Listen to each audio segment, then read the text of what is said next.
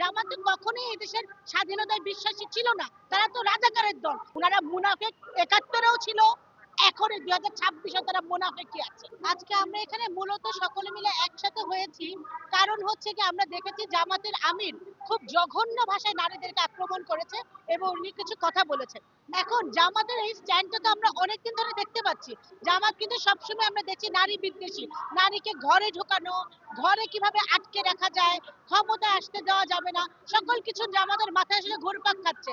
জামাতকে আমরা দেখেছি তারা তারা নারী জোটের আন্ডার, মানে একজন নারী নেতৃত্বের আন্ডারে তারা জোট করেছে। সেই জোটের সেই জোটের মধ্য দিয়ে তারা ক্ষমতায় গিয়েছে, মন্ত্রী হয়েছে, কিন্তু তারা নিজের দলের কাউকে, তারা কোনো নারীকে তারা শীর্ষ কোনো পদে তারা যেতে দিতে চায় না।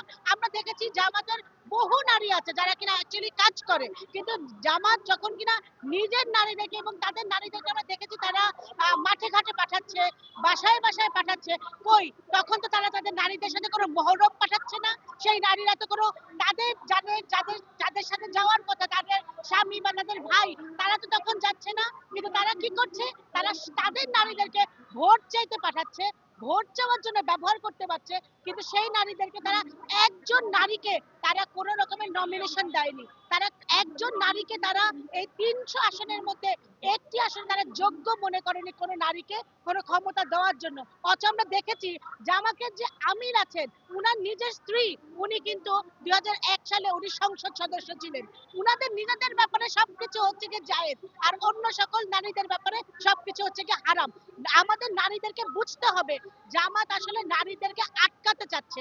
জামাত কখনোই এদেশের স্বাধীনতায় বিশ্বাসী ছিল না, তারা তো রাজাকারের দল। এই রাজাকারের দল এখন নতুন ভাবে ফিরে এসছে আমাদেরকে আবার কন্ট্রোল করার জন্য।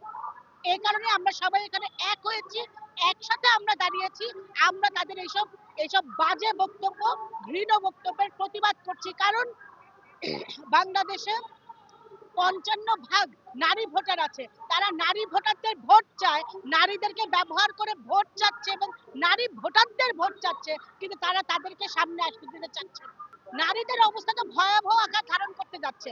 একটা উদাহরণ দেই, গত পরশুদিন আমরা জানি ইবনে সিনা হসপিটাল, ইবনে সিনা ফার্মা, ইবনে সিনা গ্রুপটা কিন্তু জামাতের গ্রুপ। আপনি যদি দেখে থাকেন তারা এই সপ্তাহে একটি একটি মানে উনাদের একটি বিজ্ঞপ্তি দিয়েছে, উনারা একজন লিগ্যাল অ্যাডভাইজার চাচ্ছেন এবং সেখানে উনারা উনাদের সেই ওখানে ওনারা ক্লিয়ারলি অ্যাপ্লিকেশনে ক্লিয়ারলি বলেছে যে কোনো নারীর আবেদন করার দরকার নেই। কেন কেন কোনো নারীর আবেদন করার দরকার নেই? বাংলাদেশে যেখানে কিনা অর্ধেক শতাংশ নারী, সেখানে আপনি নারীকে আপনি একদিকে দেখেন না, ওদের উনাদের মনস্তাত্ত্বিক বিষয়টি বুঝতে হবে। উনারা বলছেন ৫ ঘন্টা, এখন এনারা এই কথা বলছেন, অথচ উনাদের যে সংগঠনগুলো আছে, উনাদের যে ইনস্টিটিউশন গুলো আছে, সেখানে কিন্তু উনারা নারীদেরকে অলরেডি বাদ দেওয়া শুরু করেছেন। তো এই জিনিসগুলো শুধু তাই না, উনাদের জামাত ইসলামে উনারা হিন্দু একজনকে উনারা একজন হিন্দু ব্যক্তিকে পদপ্রার্থী করতে পারে, কিন্তু ওনারা কোনো নারীকে উনাদের এমপি করতে পারেন না। এই হচ্ছে জামাত ইসলামের চরিত্র, জামাত ইসলামের আসল রূপ। উনারা মুনাফেক ৭১-এও ছিল, এখন ২০২৬ তারা মুনাফেকই আছে।